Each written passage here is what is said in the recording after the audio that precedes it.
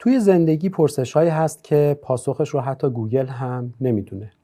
پاسخ این پرسش‌ها معمولاً به تجارب افراد جهان دیده گره خورده. افرادی که حکایت زندگیشون حکایت یه سفری برای رفتن، آموختن و جهان رو دیدن. برنامه جهان دیده برای پاسخ دادن به این پرسش‌ها که احتمالاً جوابشون برای شما علاقه‌مندان فعالیت‌های بین‌المللی هم جذاب و کاربردیه، سراغ کنشگرای فرهنگی، هنری و رسانه‌ای میره. کنشگرایی که احتمالاً جهان رو خیلی خوب دیدن. تا به حال ممکنه به این فکر کرده باشید که اگه یک کتاب بخواد منتشر بشه در سطح بین‌المللی و توی جهان دیده بشه چه کار باید بشه؟ البته این سوال میتونه برای شما چه نویسنده باشید، چه مترجم باشید، چه علاقه‌مند به نشر باشید، پاسخش جذاب باشه. قطعاً اگر کسی بتونه چنین کاری بکنه هم خیلی تاثیرگذاره، هم خیلی درآمدزا. برای روشن شدن مسیر ورود به صنعت نشر بین‌المللی و بازارهای بین‌المللی، امروز جهان دیده سراغ آقای دکتر جعفری اقدم رفت. آقای دکتر جعفری اقدم مدیر آژانس ادبی و ترجمه پل هستند که یکی از مأموریت‌های اصلی اون فروش رایت کتاب‌ها در بازارهای جهانی.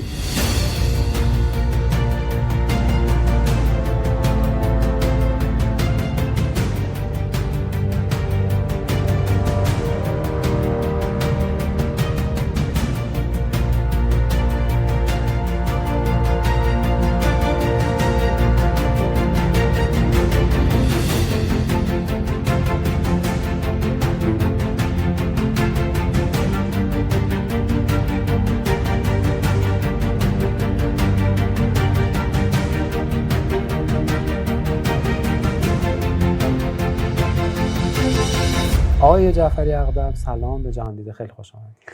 سلام علیکم، ممنون از دعوتتون، در خدمتتون هستم. بزرگوارید، خیلی ممنون که افتخار دادید و تشریف آوردید. جهان دیده اسم برنامه ما یه ایهامیه از با تجربه بودن و جهان رو دیدن. قدیم کسی که پیرتر میشد میگن جهان دیده تره. بله. ولی از نگاه دیگر بخواهیم کسی که دایره تجربیاتی که تجربه کرده قلمرو جغرافیایی بیشتر رو شامل بشه اطلاق میشه که جهان دیده است. اگر کوتاه بخوام تعریف بگم. شما آقای دکتر جهان دیده هستید؟ اگر همون تعریفی که خودم بنا گذاشتم اینو نقل کردم، عرض کردم، اینو بگیم، بله، به جهت کارم و این رسالتی که در این به اصطلاح مؤسسه داریم شاید بیش از 2 دهه است که به طور میانگین در سال 10 تا کشور رو حضور داریم. بله.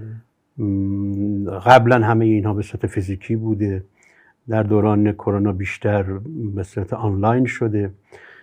حالا یکی از ثمرات کرونا این بوده که نمایشگاه‌ها بیشتر نمایشگاه‌ها اون حالت آنلاینشون رو هم حفظ کردن، یعنی آن سایت رو انجام میدن. ببخشید من باید اینا رو فارسیش بکنم.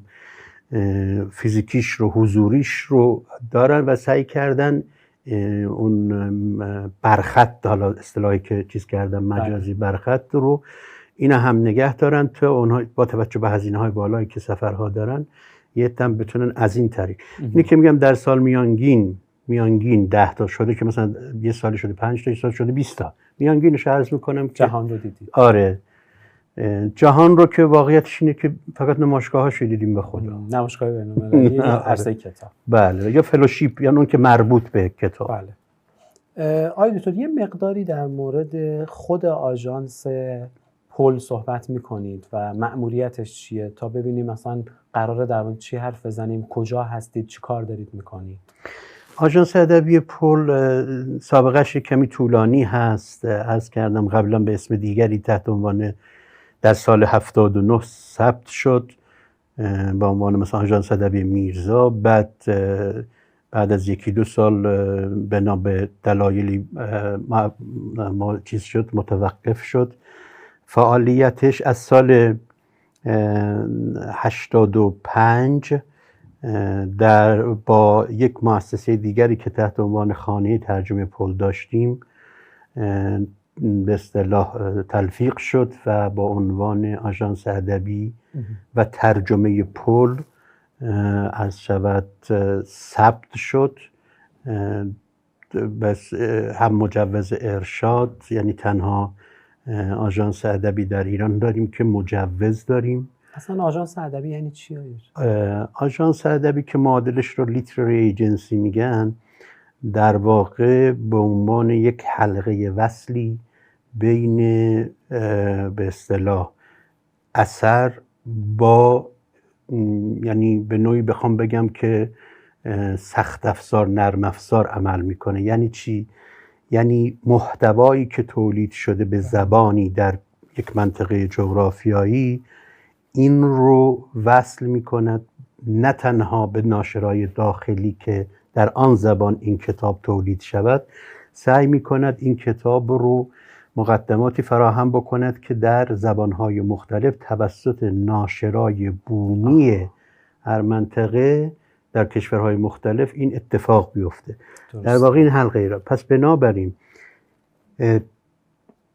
مواجهه‌ای که داره آژانس اول با صاحب اثر هست. صاحب اثر میتونه نویسنده اثر باشه یا ناشر باشه یا تصویرگر باشه. این سه تا. مترجم اینجا داخلیت نداره. بله، چون مترجم در واقع یه اثری که تولید شده رو ترجمه میکنه به زبان دیگر.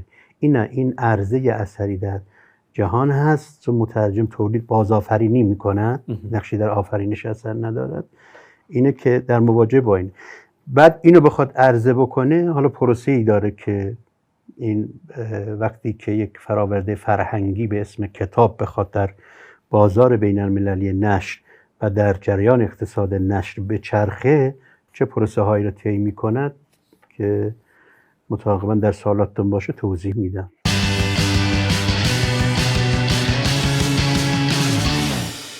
اتفاقا یکی از سوالات ما اینه که شما جای اعلام کرده بودید که برای اینکه ما بخوایم تو سطح بین‌المللی آثارمون رو منتشر بکنیم، یه شرطش اینه که یه نسخه انگلیسی از کتاب یا حداقل به یه زبانی که بازاری داره وجود داشته باشه و داخل کشور هم مجوز نشر داشته باشه. همین دو تا شرط واقعا کفایت میکنه برای اینکه کسی بره تو بازار بین‌المللی؟ نه، اصلا این دو تا شرطی است که ما برای خودمون ترسیم کردیم. علت اینکه مجوز داشته باشد، چون کتابی که شابک نگیرد و در منطقه نمیگم فقط در ایران، در یه جای مجوز نگیرد، در واقع کتاب نیست. یعنی هویت حقوقی ندارد از نظر ما یا از نظر همه دست نوشته هست. پس وقتی دست نوشته شد قابل معامله نیست. اینه که باید مجوز بگیره.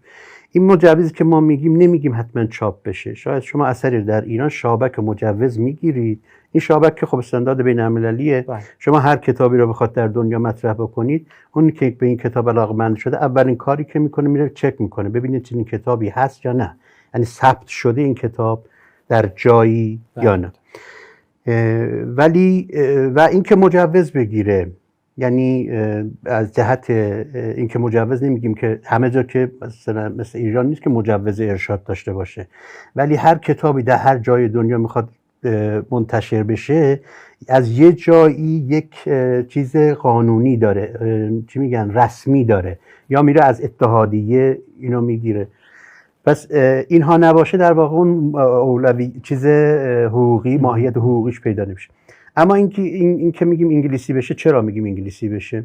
ببینید در دنیا اینو نگفتن انگلیسی بشه، تعریف کردن، گفتن هر اثری که میخواد مطرح بکنید، علاوه از اینکه یه رایتس گاید میگن در یک صفحه که مشخص کرده یه تعریف هایی داره چطوری معرفی میکنن کتاب رو، میگن که از هر کتاب اگر کودک هست کلش به انگلیسی، نه زبانهای دیگر، به انگلیسی. چون همه چون بخوای مثلا یه بار اینو ترکی بکنی، یه بار آلمانی، اینو که هزینه‌اش خیلی بالا، به انگلیسی. اگر کودکش چون متن کمتر داره میگه کلش رو. اگر بزرگسال هست در حوزه فیکشن هست، داستانی هست، میگن که تا 8000 کلمه ترجمه انگلیسی به انگلیسی در بیاری، تا کسی اینو که معرفی میکنید طرف بخونه چیزی سر در بیاره، برای اینکه ببینیم بخرتش رایتش. آره، چون فارسی که نمیفهمه، یا مثلا یه گرجی بخواد، من که گرجی نمیفهمم، اونو انگلیسی برام من بفرسته بررسی کنه. زبان انگلیسی یه زبان واسطه بین خرید و فروش هر کشوری. اما اگر نان فیکشن باشه یا کتابای آکادمیک باشه، کتابای علمی باشه، اونجا هم گفتم مقدمه هست و فهرست منابع هست و فصل اول هست، اینو به انگلیسی تهیه. اما اینی که ما شرط کردیم به انگلیسی، حتما اگر انگلیسی کتاب برای اینکه مشتری پیدا بکند باید یه امتیازهایی داشته باشه. وقتی که میگیم اگر کل متن انگلیسی باشد، به خاطر اینکه ناشر در همه دنیا کاسب است دیگه، یعنی صرف اقتصادیش میبینه. وقتی کتاب بگید نسخه انگلیسی، یعنی این یک شعاری است که در معرفی کتاب بلند مینویسیم، پررنگ مینویسیم که English text is available. این یه امتیازه. چرا؟ چون ناشری که میخواد این رایت بخره میگه من این رایت بخرم، اگر بخوام از فارسی ترجمه کنم مثلا به زبان یونانی باید صفحه 25 یورو بدم، از انگلیسی ترجمه کنم 5 یورو میدم. صرفه اقتصادی داره. پس یکی از امتیازها بودن نسخه کامل به انگلیسیه. ولی نه اینکه ما این متن رو به زبان کشور مقصد تهیه، به زبان کشور مقصد باید خود خریدار رایت انجام بده، ما وظیفه اونجا نداریم. پس بنابراین اشتباه بزرگ و سرمایه‌های زیادی که سوزاندیم در ایران در دهه‌ها، یکی این بود که کتاب‌ها رو به زبان‌های مختلف ترجمه کردیم، چاپ کردیم، اصلا ضرورتی نداشته، اصلا وظیفه ما نبود. عجب. آره، چون یعنی اون جایی که چیز میکنه، رایت رو قرار کتاب چاپ بکنه، وظیفه اون هست که به شما پول رایت بده، بگه حالا اونا قوانین داره که چطوریه رایت اینا، بعد خودش ترجمه کنه، چاپ بکنه، از خدمت شما. بعد این که انگلیسیش باشه یکی از امتیازات به خاطر هم صرفه اقتصاد و اینکه راحت تر میتونه بررسی کنه کل متن انگلیسی باشه.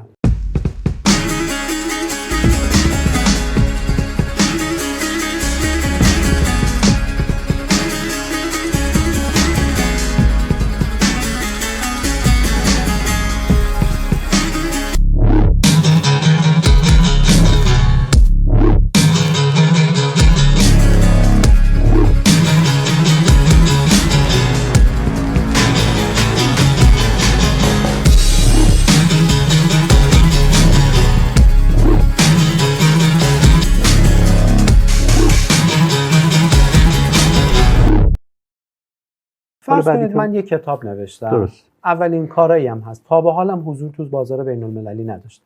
شما به عنوان یه آدم جهان دیده‌ای که نمایشگاه بین‌المللی تو حوزه کتاب بودید، کتاب تو سطح بین‌المللی فروختید، خودتون هم یه آژانس ادبی دارید، یه مقدار برای من ملموس و عینی میگید قدم به قدم چه کار کنم؟ اول از همه فرمودید که باید برم شابکشو بگیرم، مجوزشو بگیرم، ترجمه انگلیسی بکنم. تا اینجاش هم انجام دادم. بعدش ببینید نرم در دنیا این هست که میگرده دنبال یک آژانس ادبی معتبر. اگر فرد به عنوان واسط که فرمودید. چون آژانس ادبی هست که ارتباط دارد با ناشرهای مختلف در کشورهای مختلف. این بخواد خودش اون ناشر آدم‌ها رو پیدا کنه 10-15 سال باید. ثانیاً ناشرهای مختلف در کشورهای مختلف این آژانس ادبی را میشناسن. تو عرصه‌های مختلف، تو رویدادهای مختلف، تو نمایشگاه مختلف دیدن. خب اعتبارش رو میسنجن، اگر آدم غلطیه غلط بودنش رو میسنجن. ولی وقتی شما میگید من یک نویسنده هستم، اون نه شما رو دیده و اینکه یک کمی باز زاویه ایجاد میکنه به ناشر، میگه این نویسنده چیزهای حقوقی بلد نیست که. بله.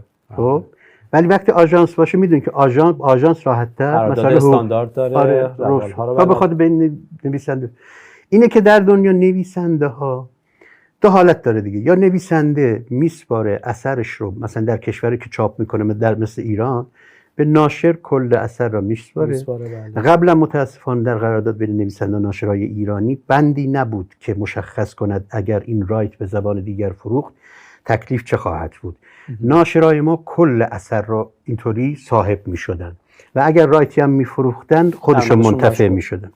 حالا قراردادهامون اصلاح شده در شاید دهه اخیر که معمولا میره شما کتابتون رو در ایران به فارسی چاپ میکنید، معمولا 15 تا 20% میذارن که اگر این کتاب زبان دیگری خود اون ناشری که در ایران چاپ کرده بفروشه تا 20% پول رایت به نویسنده تعلق بگیرد. خب پس یه وقت اینه که شما میسپارید به نویسنده‌ای که کتابتون رو فارسی چاپ کرده، کاری نداره، ناشره میاد سراغ آژانسی. اون میره دنبال آژانس، جا اون خودش میره کارهای بین‌المللی انجام میده.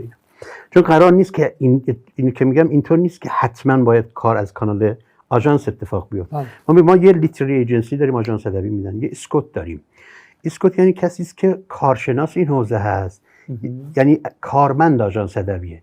یه وقتی شما به عنوان یه ناشر میگی به جای اینکه کارم بسپارم به دست آژانس ادبی خودم ندونم چه اتفاق میفته، یه اسکوت رو استخدام میکنم بیاد کار بین‌المللی رو انجام بده. ما الان ناشرامون تو ایران اینجوری هستن. تو مثلا خیلی نیست، شاید 10 تا ناشر داریم که این شکلی بخش مستقل افق بین‌المللی تو ذهنشون بوده و در پروسه تولیدات خودشون یا در پروسه کار خودشون یه جایی هم برای بخش بین الملل اسکوت ایجاد کردن که این اتفاق میفته و اتفاق مبارکیه و معمولا این ناشرا موفق تر هستن تا اونهایی که خود ناشر میخواد همه کاره بشه. یعنی وقتی که مثلا نمایشگاه بین المللی از خود ناشر میریم، هم میگردیم، هم یه چند تا کتاب هم پیدا میکنیم، میام اینجا ترجمه میکنیم، هم بدونیم که رایت اینا بده. از خدمت شما این ناشرا رو ما خیلی شاید میگم سابقه بیش از 20 سال من در نمایشگاه دیدیم همکارا رو و رصد میکنیم مدام، ندیدیم این ناشرا موفق باشن. یعنی رایتی فروخته، ولی کسایی که حالا میگم یه ملاحظه دارم اسمی نبرم که اومدن مثلا این کارم زمان بره، هم هزینه بره هم زمان بره، پاش وایستادن، مثلا یه اسکوتی رو گرفتن یا بخش بین‌المللی ایجاد کردن، مثلا 10 سال پاش وایستادن، حالا جواب میگیره، یواش یواش داره جواب. آره جواب میگیره. پس بنابراین میده به ناشرش. بله یا این که میگید نه خودش میخواد مستقیم بره آژانس پیدا بکنه. بله. آژانس ادبی پیدا میکنه. میاد از شبت خدمت شما برای مثال یه وقتی که از آژانس‌های ادبی بومیش استفاده میکنه، میگه من میسپارم شما اینو در دنیا خب چیز کنید. معمولا یه آژانس‌ها کمیسیون دارن که 15 تا 20% تعریف شده در دنیا از هر قراردادی 15 تا 20% کمیسیون میگیرن و خدماتی ارائه میدن. این خدمات چیه؟ که میاد از کتاب تعریف شده به عنوان رایتس گاید یه معرفی نامه تهیه میکنه، همون یه بروشوری تهیه میکنه که حاوی همون 6000 8000 کلمه باشه. بله. بعد عرض کنم خدمت شما، بعد میاد اینا حالت پرزنته از چیزهای مختلف از سایتش استفاده میکنه، از حالا در طولش شاید من در جریان این صحبت مثلا یه نویسنده‌ای رو ما میایم چیکار میکنیم، میگیم که یه بروشوری آره از خودش تهیه میکنیم، نمونه کتاباش تهیه میکنیم. یه جا میام از خود کتاب، مثلا این نویسنده است، از خود کتابی که بیشتر اهمیت میدیم براش یه بروشور تهیه میکنیم. یه وقت میاییم که مثلا یه سری بروشورهایی داریم برای مثلا انتشارات، ویژه انتشارات، مثلا مثلا اگر شهرستان ادب مثلا. بله. خب میام کتاباشو که فکر میکنیم بین المللی میشه مطرح کرد، اینا آماده میشه کجا میره؟ عرض کنم خدمتتون، این اول میاد این متریال ها آماده میکنه، آژانس اینا رو متریال رو آماده میکنه. بعد میاد میگه که من در مثلا این کتاب در کدوم منطقه های جغرافیایی بیشتر جواب میده، نمیاد به همه آدم‌هاش در دنیا بفرسته، میگه آره مثلا در مصر چون آدم‌ها رو آدماشو بازار سنجی میکنه. آره باز حتی میگم به نمایشگاهی که شرکت میکنه، در نمایشگاه هم نیاز اون نمایشگاه میسنجه، نه که هر چی تو انبار داره میبره. بله متوجه. میبینید که آره بر اساس اون میاد میگه که مثلا من فقط یه کار بازاریابی تنها نیست، کار محتوایی هم آژانس‌ها دارن انجام. بله.